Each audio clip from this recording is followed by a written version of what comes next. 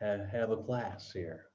We're in the second day of talking about the Black Baptists, of which there are lots. Penn and Penn, of course, talking about the Methodists first because they're Methodists. Um, we got a lot of Baptists laying about. Um, on Monday, I gave you a lookup assignment to see if somebody could find out what the name Abyssinia means. Why did one of the first black churches in the north in New York City, which is still a thriving, very active black church in Harlem, the Abyssinian Baptist Church, why did they pick that name?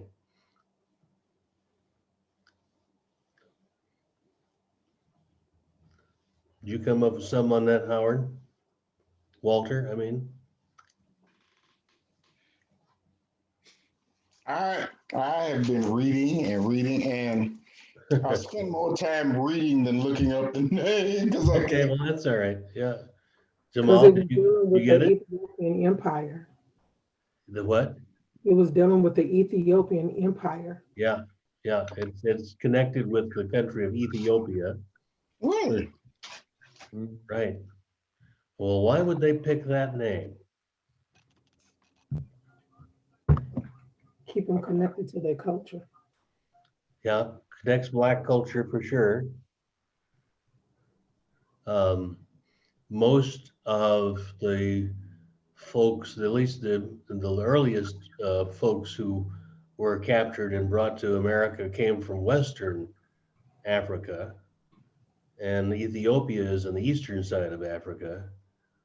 But there was another connection, and we will talk about that in History of Christianity 1, but you kind of need to kind of think about this one. Do you know anything about Ethiopian Christianity? Oh,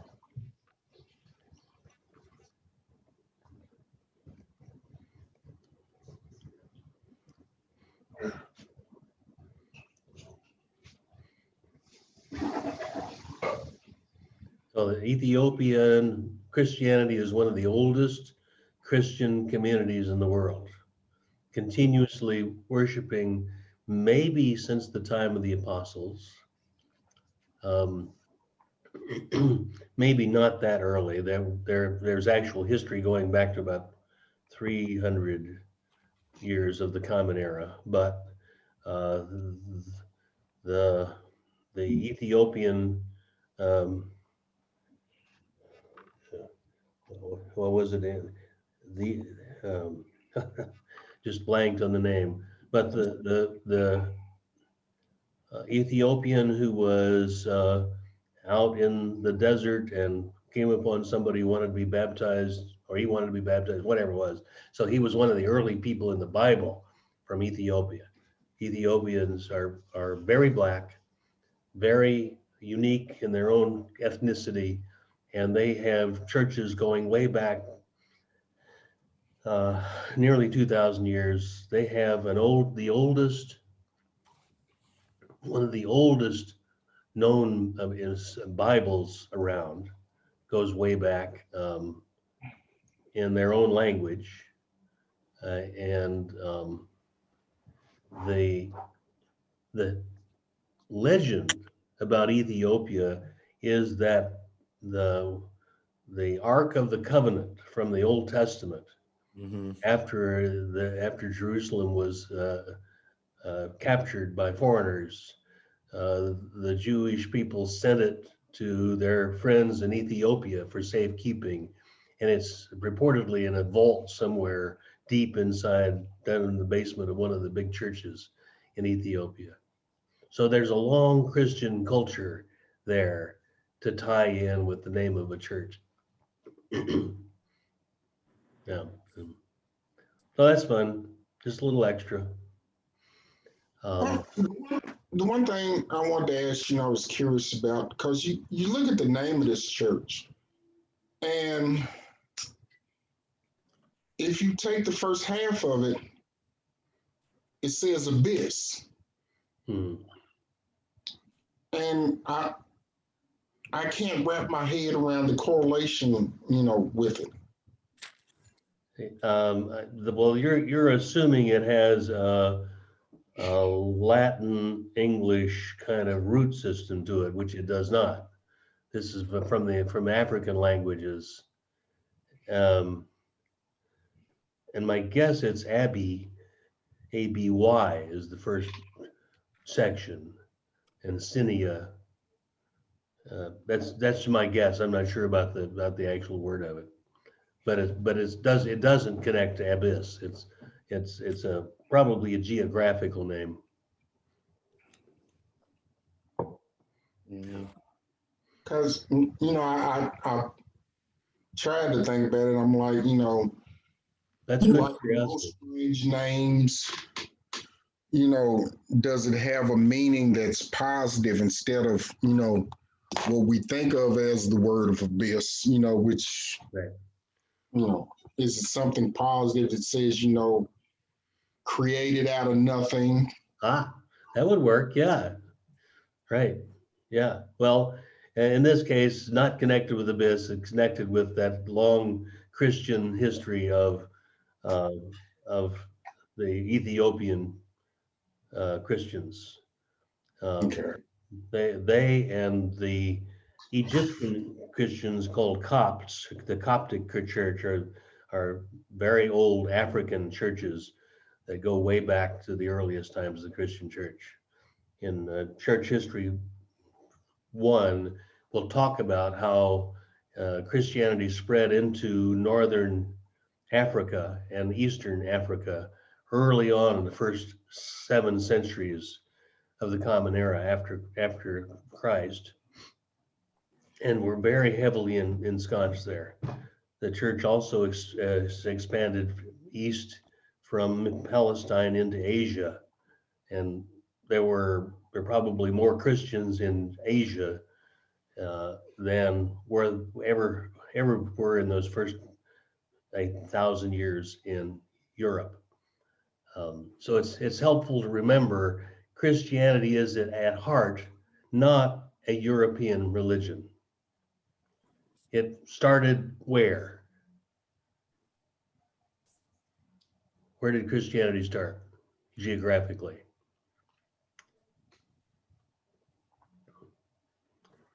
Where did the Bible stuff take place? Not God. In All Africa. the Middle East sticks in my head, but Yeah, Middle East. Well, it's now Israel, and what's now Palestine and Syria and excuse me. This is Mr. Townsley. Mr. Townsley? Uh-oh.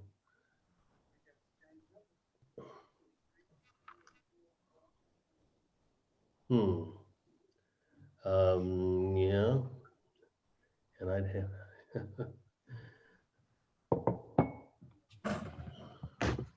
oh, rats. Yeah, and I'm right in the middle of the class and I can't get out of that to go back and look at it. So I'm sorry.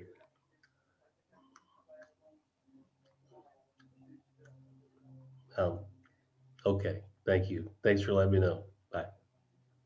Sorry. Bye. Nah, you're getting it. He needed to phone in and had the wrong number. Okay. Anyway, African, Asian Christianity, big. It's not a European religion. So I think it's very helpful to remember that. Okay. So the Baptists, coming from the white separatists, came to America and created the white Baptist churches, then which they attracted a lot of black Baptists. So Ms. McKissick, you got some research you want to share with us about what you've discovered about the Black Baptists? Okay. The cultural origins were found in South rather than the North. The earliest all-Black Baptist associations were organized in the South, not in the South, but in the West. The Providence Association in Ohio in 1843, the Wood River Association in Illinois in 1839, and the Amherstburg Association in Canada and in Michigan in 1841. The first independent Black Baptist congregations were organized in the last half of the 18th century. The first Baptists evolved from a group of the Puritans compelled to refuge in Holland as a result of persecution in their homeland. The first English Baptist church was established in 1609. In 1639, the Puritan Roger Williams established the first Baptist church in America in the province of Rhode Island, obtained charter from the British monarchy. In the 18th century, the Baptist church in Rhode Island and throughout the middle colonies became more Calvinistic. These new churches was known as the Particular Baptists. And in 1707, 5 churches in New Jersey, Pennsylvania, and Delaware united in formation of the Philadelphia Baptist Association. In 1767, an association had been developed in New England, Virginia, and the Carolinas. Then in the Great Awakening, it contributed a large number of people becoming more receptive to the Baptist appeal, but however, it led to a division of the Baptists into 2 distinct groups. They were known as the New Light or the Separate Baptists, who became more extreme to their Calvinistic emphasis, and then the Old Light or the Regular Baptists, consisting of largely of the Philadelphia Association. The first known Black Baptist was only identified as Quaysie. Quaysie was one member of 51 in the Newton, Rhode Island church in 1743. Then in 1815, the African Baptist Missionary Society of Richmond was organized by 2 Black ministers, Colin Teague and Lot Carey, with the assistance of a white deacon named William Crane. In 1821, Lot Carey became the first Black Baptist missionary to Africa. Just like Methodist Daniel Cocker, he was sent to Liberia. There he established the first Baptist church of Monrovia in Liberia. Carey laid the foundation for theology of missions in Africa for Baptists. Most of it was limited to Liberia and West Africa. The missionary ventures of African American Baptists in the Caribbean basin were carried out by another organizer in the earliest Baptist church in the Savannah River region, and his name was Reverend George Liley. In 1784, Liley established the first Baptist church in Kingston, Jamaica.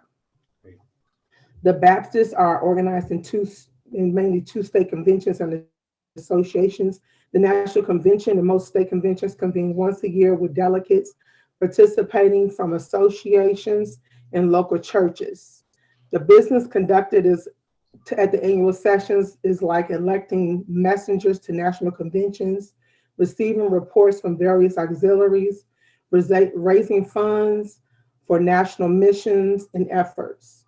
State conventions support various institutions such as colleges, orphanages, provide training for local ministers, assist college and seminary students, contribute to retirement plans, administer community service projects, issue publications, and conventions vary from state to state. You have the Wood River Association organized the Colored Baptist Home Missionary Society, which resulted in the formation of the Western Colored Baptist Convention, the WCBC, represented in 17 states from 1853 to 1859. The first was the American Baptist Missionary Convention, organized in New York 2 decades before emancipation. Its purpose was evangelization, education, and general racial uplift. And in 1864, the Northwestern and Southern Convention was the second regional convention formed. In 1893, the third convention formed was the National Baptist of Education Convention of the USA under the leadership of Reverend W. Bishop Johnson, with the primary purpose of educating and training missionaries. In 1897, when the headquarters was moved from Richmond, Kentucky to Louisville, some of the original members of the board declined to cooperate and withdrew and formed the Lott Carey Foreign Missionary Convention. In 1915, the National Baptist Convention of America, NBCA, was formed, and again in 1961 with the organization of the Progressive National Baptist Convention. Booker T. Washington and W.E. Du Bois were frequent speakers at annual conventions, but Reverend E.C. Morris was elected the first president in 1895 when it was created. A number of Black institutions of higher learning have Baptist origins and maintain Baptist affiliation, mainly because they receive support from various Black conventions, as well as one or two both major conventions. Example, the American Baptist Theological Seminary in Nashville is jointly operated by the Southern Baptist Convention and the National Baptist Convention. The Progressive National Baptist Convention came into existence in 1961 as a result of conflict between the NBC. The Progressive National Baptist Convention is the smallest of the three of the national conventions. Then when it comes to pastorals and pastors and ministers, the Baptist churches have two categories of official ministry. One being preliminary.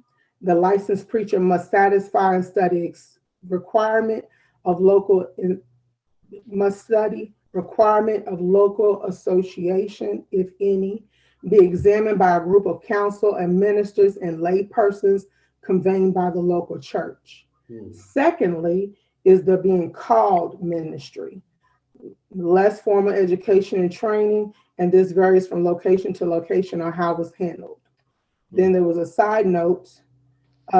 Ministers are responsible for local churches, are called pastors, but all pastors are not ministers. It is believed that pastors of the separate Black Baptist church are a law unto themselves. With that being said, the true power was within the membership, but trustee boards were put into place to balance the power. The board of trustees were responsible for financial matters, maintenance, and deacons' duties. They vary from church to church, but sometimes the trustees and the deacons are one and the same. Their duties consist of assisting the pastor in maintaining the spiritual life of the church, assisting communion, visiting sick and shut-in, caring for the needy, conducting devotional services, administer church affairs and the absenteeism of the pastors, and depending upon the church, deaconesses has shared duties as well. Then when it came to the women, it wasn't until 1884 by the North Carolina Association that the General Baptist State Convention made a decision to accept ordaining and supporting qualified women in their attempts to pastor. The Baptist Ministers Conference of Baltimore has admitted a number of women pastors to its membership since 1979. The Southern Baptist Convention, they wasn't having it. Okay. Neither the NBCA nor the NBC has officially reported as known instances of pastoring, but however, 3 cases of Black Baptist women pastors happened when wives replaced their husbands who died unexpectedly. Basically, to sum it all up, Black Baptists founded the earliest churches and still have the largest numbers of Black Christians. Woo! Good. Very good. That's really good. Gotta go on with your education of review. All right. Oh, All right. oh, Good. That really expands on what Pin and Pin said, which I really like that. That's really neat. wow. Yeah. Do you have, does the rest of you have some questions or comments directly to Lucretia about anything she said you want to check out?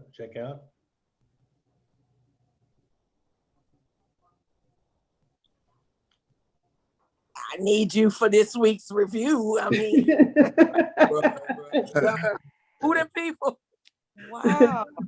Yeah, I asked somebody, was Malik? I think asked what the deal is. Maybe it was Jamal. And what your report needs to be. It doesn't need to be like what Lucretia just did. Is just tell us what you found out, or just toss in comments and observations when you have them in the class. Either way works well. This was really nice. Thank you. Yes. I didn't know about the different levels of ministry, ordained ministry in the Baptist church. That was very helpful to me. The licensed preachers versus the called ministries, and some of them were educated and some of them weren't, and so forth. Neat. That was one thing that I didn't even know. Yeah. But I wonder, because when you look now, Lucretia, did you see now, or is it that because most of these churches now, Dr. Cosby, Dr. T-Von Walker, it's like they need this document of formal in addition to being called. When I read that, it was like, really? But then I had to play back at like certain churches, being a military kid and growing up here and there, you've had to attend different churches everywhere. But it would be like, I said, okay, so I guess I could associate this pastor as the being, and it would be like the smaller, them smaller churches. You know what I'm saying? And then like a big deal to them would be if they had a revival and they was able to get like a Dr. Cosby to come and visit during the revival. You know what I'm saying? So that's where I could compare the two, Yeah. Wow. I am so happy for you. Wow. That's nicely done. Yeah. So a lot of churches, as you're saying, Lucretia, a lot of smaller churches, a person will be growing up in the church and say this person feels called to ministry, and then they'll name that person as their pastor without ever having gone to college or seminary or anything. That's very possible. Yeah, less from what I gather is like less training, and just because they just been in it, or they be like, that boy's had a calling on his life since he was a child. We've been knowing that, and that's what they will call being called. But like I said, not all pastors are ministers. Right. So. Right. And there is a real push more and more now, which is resisted in some places in the Baptist churches. There is a push more and more that ministers and called pastors should be educated. Should have college education and then a seminary, and most of the seminaries require 4 years of a college education before you go to seminary, and then seminary is a 3-year education. And then if you get a doctorate, that's another 2-3 years after that. I mean, because do it right. Spotlight on how ministry is today, because if you notice when you go to certain churches and certain guest ministers are there, the importance they put on the education and their background compared to what it used to be. It used to be, well, he felt a calling at this church and he's been doing this ever since. But now you see where he went to this school, he went to this school, he's been to this seminary, he taught this before he was certified. Right. I mean, Lucretia opened the door up, really spotlight that. Of course, in the very beginning of the Black Baptist churches, very few Africans had any education because they weren't allowed to have any education. Correct. So to have an educated minister was, pretty unusual early on. And Right. why did Baptist churches push education and Sunday school and college education? Because there's a whole lot of catching up to do after emancipation. People need, and that's why there is a Simmons College, in fact. Who were the people that put together Simmons College and why? What do you know about our history? They wanted to have a independent educational institute for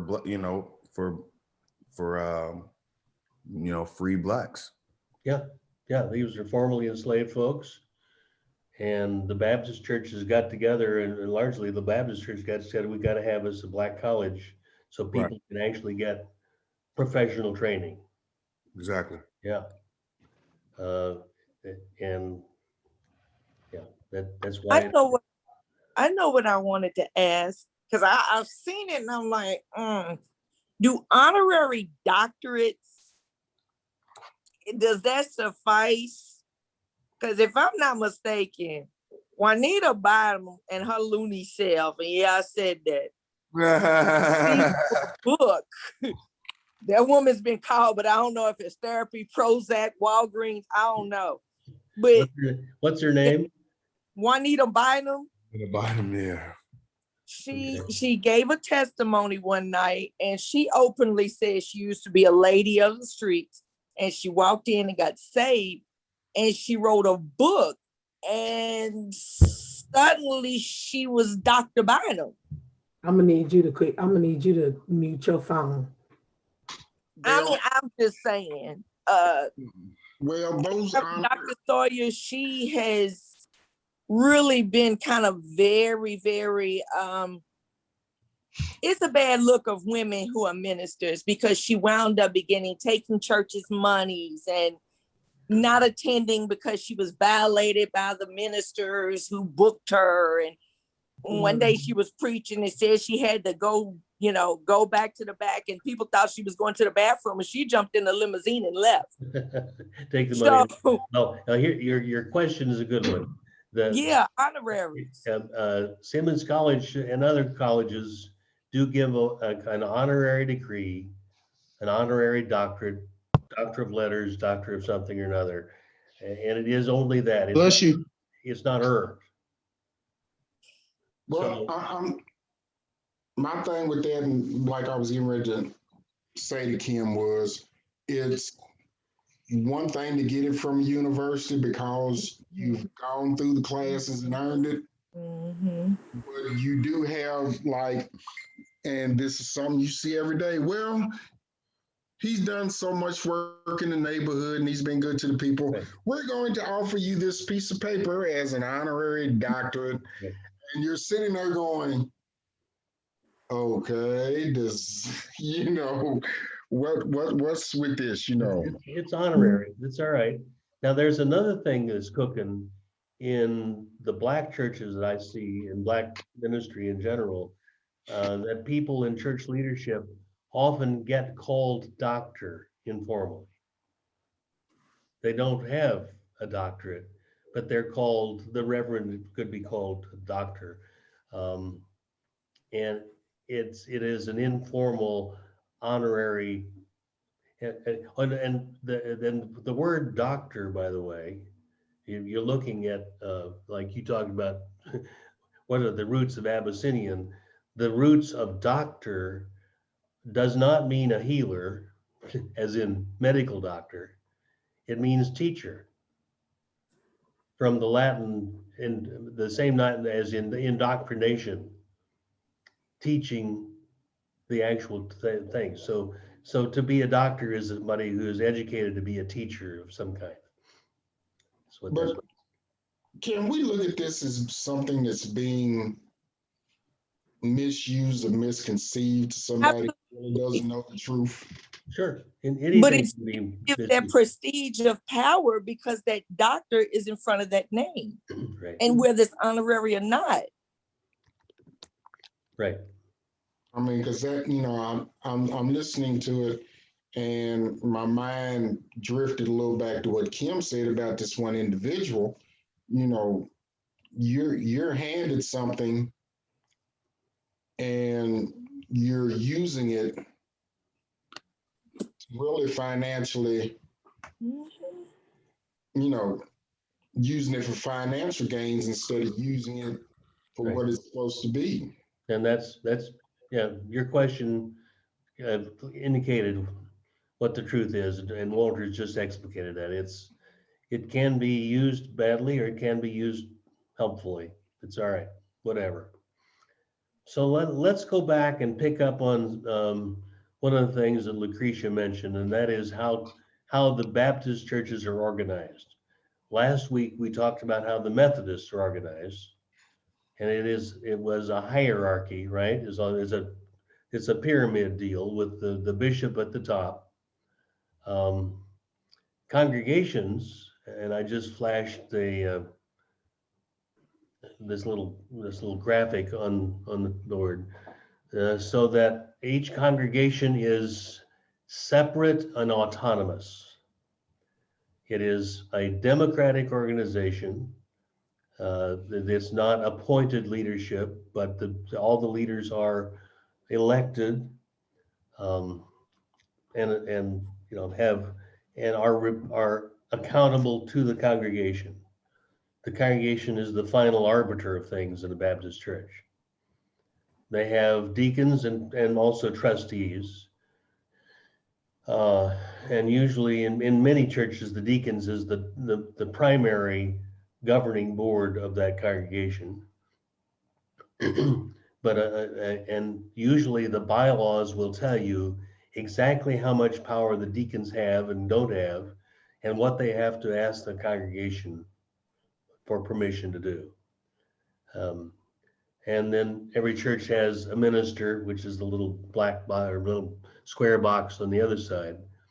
Ministers, pastors in Baptist churches have a lot of personal authority. They're granted a lot of institutional authority because the congregation depends on the leadership of a pastor. And it's very possible for a pastor to have to be kind of a benevolent dictator in a congregation. In fact, in reality, the deacons and the pastor are held in tension with each other.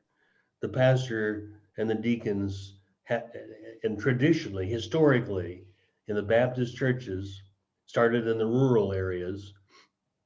They've started a congregation. They would have their board of deacons, and there were not enough ministers to go around. Often ministers would travel around to church. And so you might be pastor of 3 or 4 churches. And that leaves the daily, weekly administration of the church to the deacons. Well, if the church gets big enough, or after the Great Migration, and a lot of folks moved from the country to the cities in the north, and all of a sudden they got a lot more people and they got enough money to hire a full-time minister, and then but the deacons remember what their power was in their small church in Alabama, and they expect to have that power, and the pastor expects to have that power, and it sets up some tension, and that can lead to conflict and difficulty. It's an important piece of the autonomy of the Baptist system, that they have to kind of work that out with the congregation. So that then, as Lucretia mentioned, there were lots of attempts to pull together associations or conventions. Let's band together and do things that we can't do separately as congregations. But it was hard all the way through that because of the autonomous nature of every individual congregation. No congregation is completely accountable to any larger organization. If they don't like it, they don't have to do it. Unlike the Methodists, which basically are absolutely under the authority of a bishop and a district superintendent are a presiding elder. What Penn mentioned, and I'm imagining even more so, another reason that associations and conventions had a hard time getting started was the white Baptists didn't like the black folks getting organized. And so there would be resistance to that kind of stuff. So those associations are much looser and much less totally influential on their congregations than in the Methodist systems. So that's yes. So questions, comments? Because the white Baptists didn't want that union of the different conferences, would they do anything to bring the divisiveness, almost like the CMEs where they gave them money and the buildings for? Would they do anything to keep that from joining? Assistance of some sort to one another? There could be economic pressures, yeah. There are other ways that white folks have put resistance to what black folks want to do too. You probably have noticed. Right. I noticed in Penn one section where I think they talked about how the white Baptists, I think, physically went against blacks churches to hold them down. Yeah. Yeah. You know what I noticed though when I was researching, there was always some sort of conflict going on within each convention. Yeah. And it made me kind of reference like the past and the present. You know, we want to work together, but yet we can't work together. So we can't get any things like we move forward, we fall back, we move forward, we fall back. We are our own worst enemy. And it's just like I didn't try to keep everything short, but it's just like they had one with the Progressive National Baptist Convention that I said that came into play in 1961 as a result of conflict at the NBC. It was due to the fact of 10 pastors challenging a rule that had been set that the tenure should only be of 4 years. Right. You know, and it was a big old deal, and they were expelled. So that's how the Progressive National Baptists came into play, and they had like some major players on their team, you know, Martin Luther King and, you know, all of his associates, you know, and I'm just like, Lord. Yeah. Yeah. Well, you know, go ahead. It's like in Penn on page 75, the second paragraph. Many white Baptists were troubled by the strong showing of independence represented by the development of these black conventions. Right. It reminded them that slavery and its restraints had come to an end. Needless to say, many fought these social and religious changes by physically attacking black churches, as well as relying on more subtle types of intimidation. Thus, the formation of the churches, associations, and conventions, even when short-lived, offered a much needed degree of spiritual and material autonomy. And the top part of the third paragraph, it says, the strength of these sectional interests, fueled by prevailing attitudes of autonomy that marked the Baptist congregations, resulted in the demise of the Consolidated American Baptist Convention between 1878 and 1879. Yeah, yeah. So there's several factors involved: the white pressure, the internal difficulties of getting along with each other and having very different ideas. The very nature, looking at this chart, the very nature of Baptist organization is we're independent and autonomous. You can't tell us what we have to do. And so there's less way of holding people together even when they disagree. And so they easily split apart. The background on the birth of the progressive convention that you just alluded to, Lucretia, you just talked about. The upfront reasons was the challenge of the tenure law, tenure rule, that the president could only be in office for so many years, president of the convention.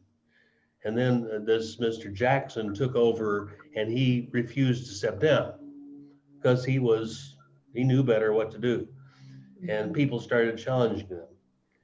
That there was another reason for that Penn and Penn also allude to. And that is that Mr. Jackson was a gradualist. Gradualist. I still haven't read, I didn't get my information. I haven't read the Penn and Penn yet. Oh, okay. I got all of my information from here. What is You that? go, girl. It is The Black Church and African American Experience by C. Eric Lincoln Oh, yeah. and Lawrence Namaya. Good. Yeah, nice.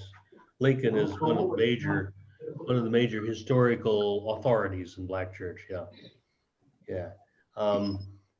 So what Penn and Penn, and I checked this out with a Baptist pastor friend of mine,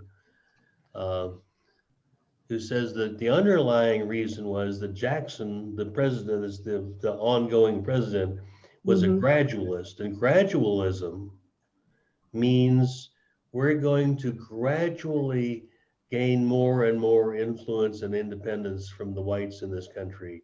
We don't need to push for it and try to get our rights by really rebelling or protesting. Along comes this character by the name of Martin Luther King Jr., who he wasn't the only, it all started back in the 40s, and they started the movement toward freedom, and we'll study that more when we get to the civil rights movement. The movement toward fighting for civil rights started way earlier than that. He just became the focal point in leadership, but he was pastor of the Ebenezer Baptist Church in Atlanta. And a number of his friends realized we're not getting anywhere by gradualism. As King's famous saying is, nobody ever gave up their privilege without having been pushed to do so. And so they began to say, we got to move this thing forward. The gradualists, Mr. Jackson said, no, it's too dangerous. We got to take our time, and slowly but surely we're gonna inch away at this kind of thing. And that was the underlying reason for the breakup between it's the USA convention, right? That turned then broke up into the progressives. And the progressives were the people who were supporting the civil rights movement and the direct action to try to get both legal and protests to try to get more rights for the American people. So that's an important piece of the story that it's important to notice, which I think it's a neat story. Yeah, it was pretty good. It was pretty neat. It was a lot of parts in there, and I had to kind of like, okay, you got to break this down. But luckily, I was sitting there, I had nothing to do but read, so yeah, it worked out okay, But it was a lot of interesting, shake your head type of like, wow, That's great. That's good research. And as Walter mentioned earlier, you gotta pare it down to get us to what's the really essential stuff I want to get through to you on this. Mhm. What is my focus? Yeah. So here's a question. I'm watching my time here. What of the three big national conventions, one of those is directly affiliated with Simmons College in Kentucky? Which one is it and why that one? Sorry, could you repeat that? Of the three major conventions, the Progressives, the National Baptist Church of America, International, and the National Baptist Church of USA. Well, no, of USA is in it anyway. Of those three, which one is associated with, is a sponsor of Simmons College of Kentucky?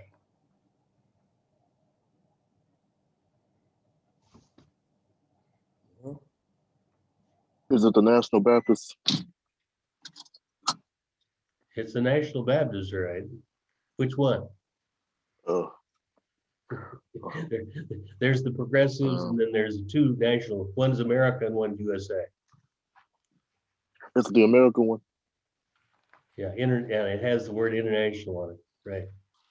Oh, Yeah. well, Any idea why in the world that has come to be, and anything if you've been around a couple of years, you might have noticed?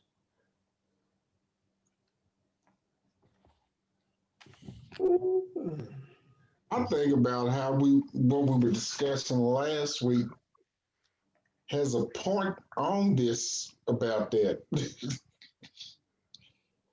Or Because not. that's part of our accreditation. No, it's not directly about accreditation. We're accredited by a national accreditation by Bible college kind of group. Um, Well, I don't know if you've noticed this I think I just popped up on the screen. There's a flag see with it. this thing on it, on the flagpole in front of Simmons College.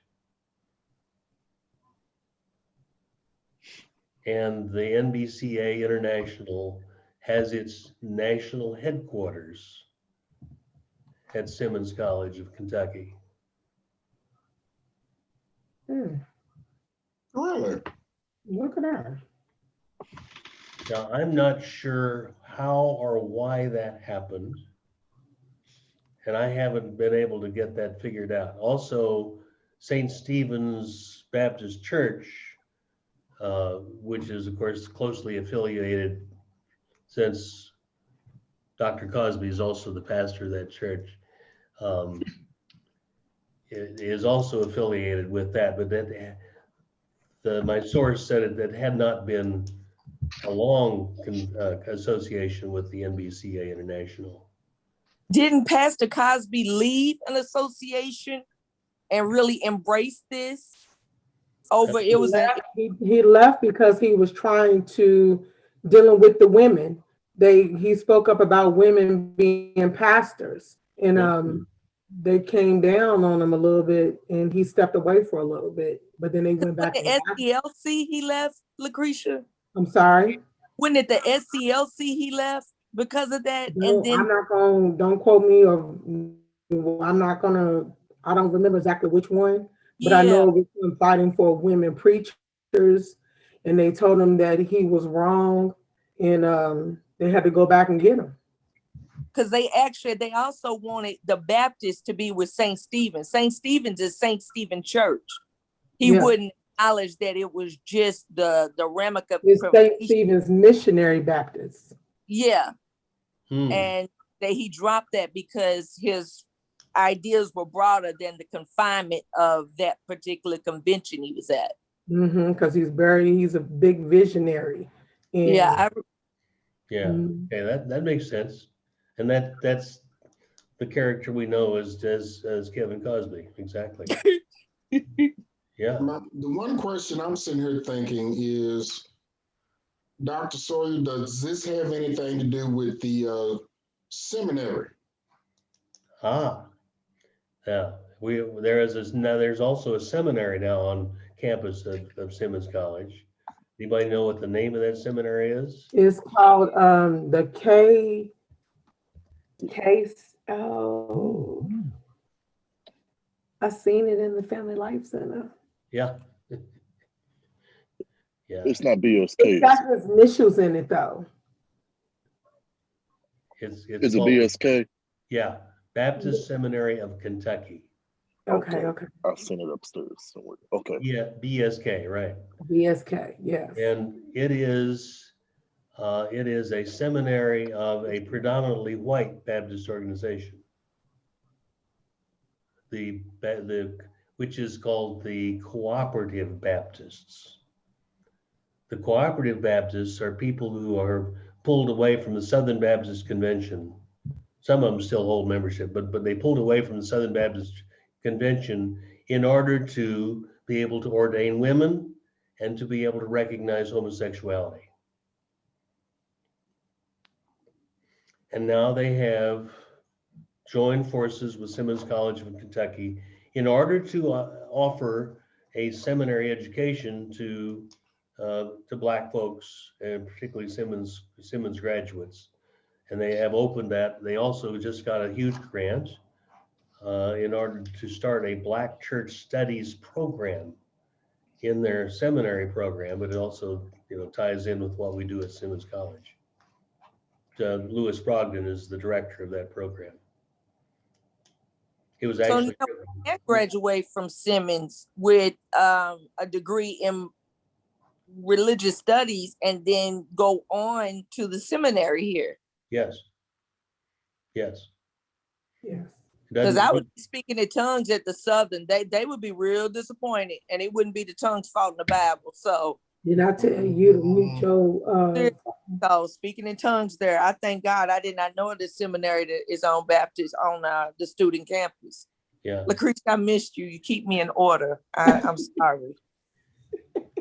I did not know that. Wow. I didn't either. I was just curious because Yeah. when we were talking about it, for some reason, the conversation we had about the seminary on Monday popped in my head, and that's why I asked that question. Yeah. Mm-hmm. It's another piece of interesting, close cooperation between a white Baptist convention and a Black college, which is pretty neat, actually. Yeah. And that is a very progressive, much more open to the newer ideas of biblical interpretation, newer ideas of who can become ministers, and all that kind of stuff. Yeah. So the history of the Baptists, the Black Baptists, is still closely aligned to the history of the white Baptists, much more so than the white Methodists and the Black Methodists. The Black Methodists are very closely aligned in the sense of their church organization. And the Black Baptists are also organized the same way as the white Baptists are in terms of the autonomy of the local congregation and the ways of calling their ministers. But there has been always interplay and connection back and forth, and the Black Baptists in the shadow of the white Baptists as well, seems to me.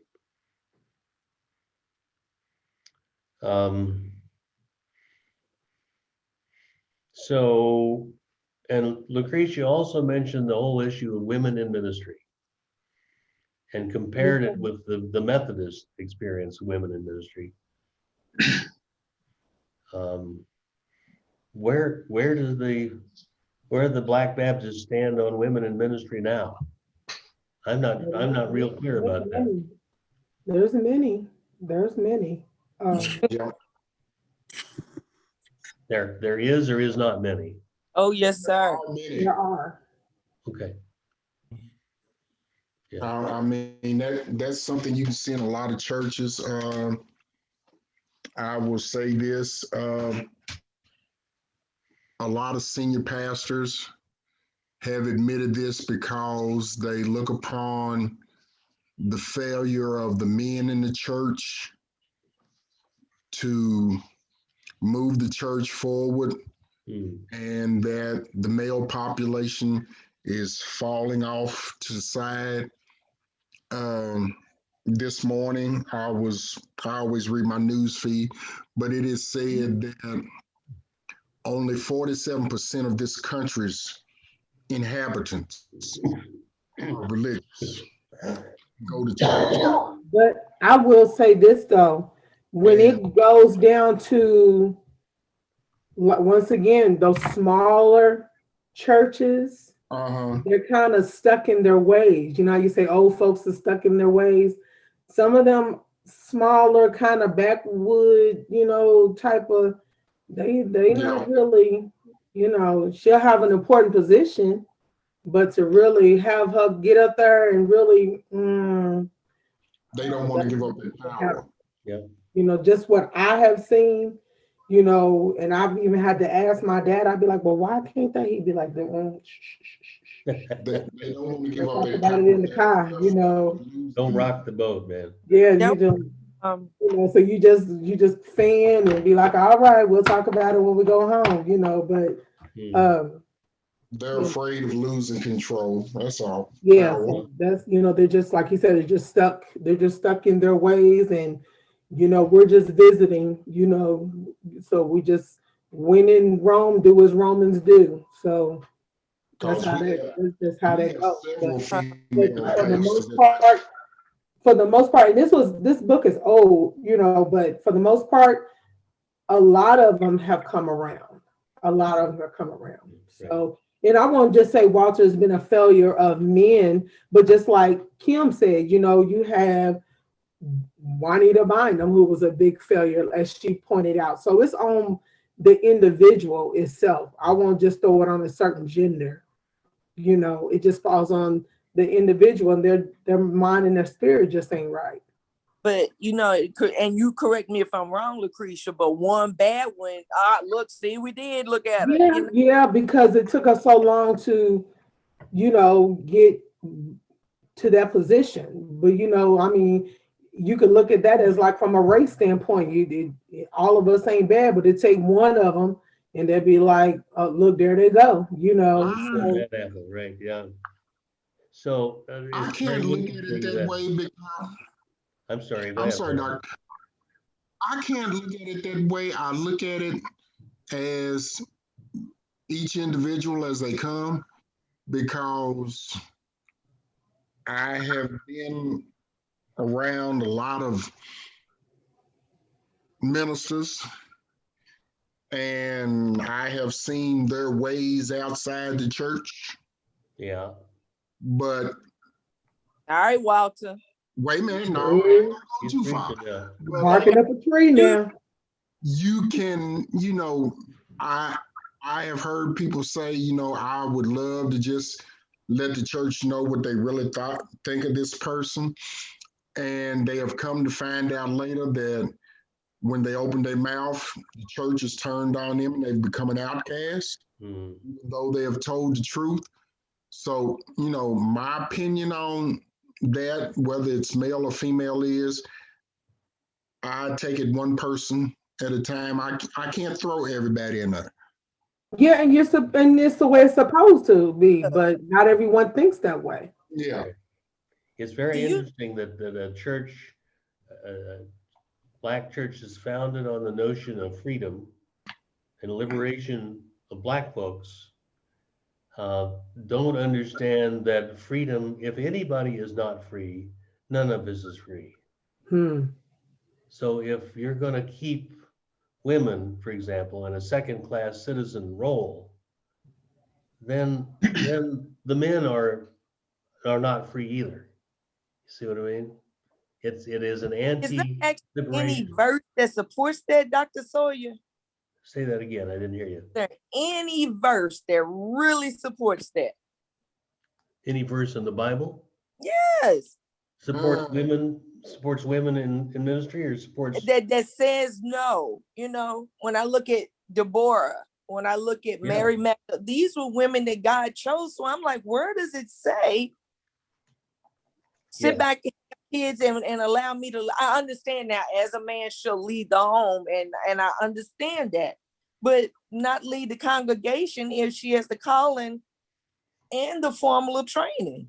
There is the verse in Paul somewhere, I forget now where, that says, a woman shall not speak in church, a woman shall not teach in church. She's supposed to sit down and shut up, in effect. It does say that. So is that why you have evangelists and women in tents? Yeah. Yes. Shut They're up, they're not y'all. allowed to preach in the church, but they can teach, they can exhort. Yeah, But they cannot lead.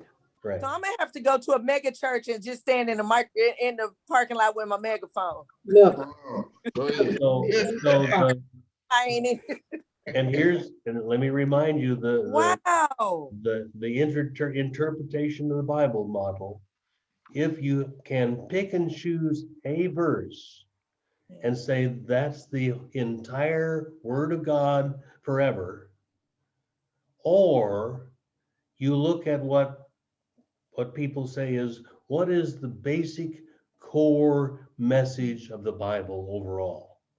If you That's look at it from Genesis to Revelation, is it really about keeping women in their place? No, Is it really about slaves? no, Is it really about morality? Or is it No. really about love and compassion and kindness and justice? Which is it? love, compassion, and justice. That's the way I I read just it. can't speak to you. Yeah, that's the way I read it.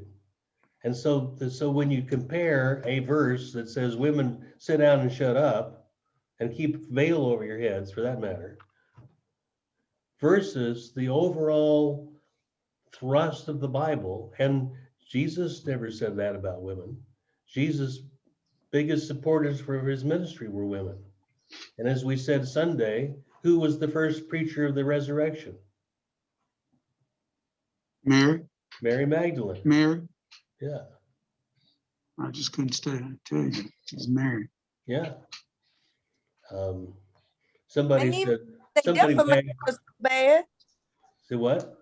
I said, even then it was a defamation. I mean, through all the, oh, she was a prostitute. Oh, she, it's like, okay, but Noah was a drunk. Like, I Yeah. just don't like the way they do women in the Bible.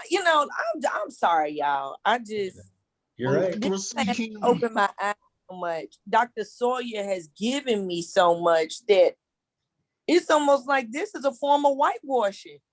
yeah, but you know what? I was told by someone, you take the information, you use it, but you can't take the Bible literally. Right.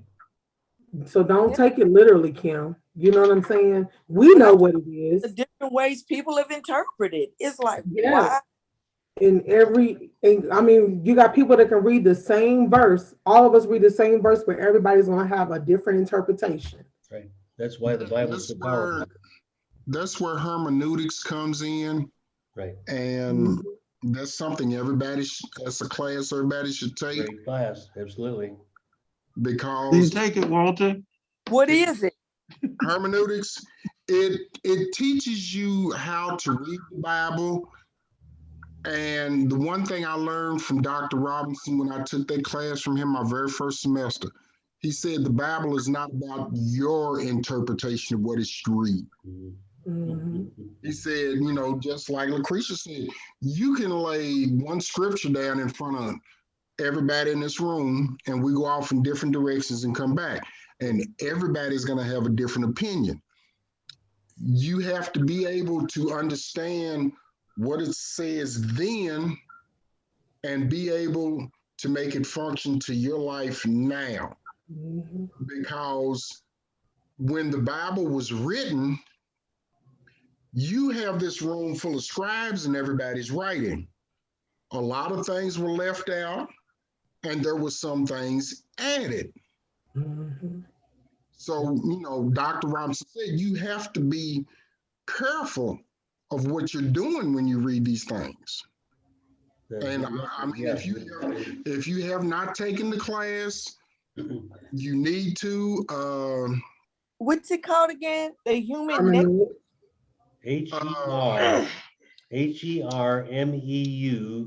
HERMEUNETICS, hermeneutics, which is And about finding meaning. because the book we used was called Grasping God's Word. Yeah. And It opens up for you how to read the Bible as a whole and how to take it. It was written in Hebrew 3,000 years ago. It was written in Greek 2,000 years ago. It's been translated a dozen times. mhm. And we think that just reading it in the King James Version is the way God said it. No, no, it's been translated. I was shocked to find out how many versions of the Bible it was after the original King James. Right. Yeah. And each one you read, the wording changes. It gets more and more diluted. It's not a word for word.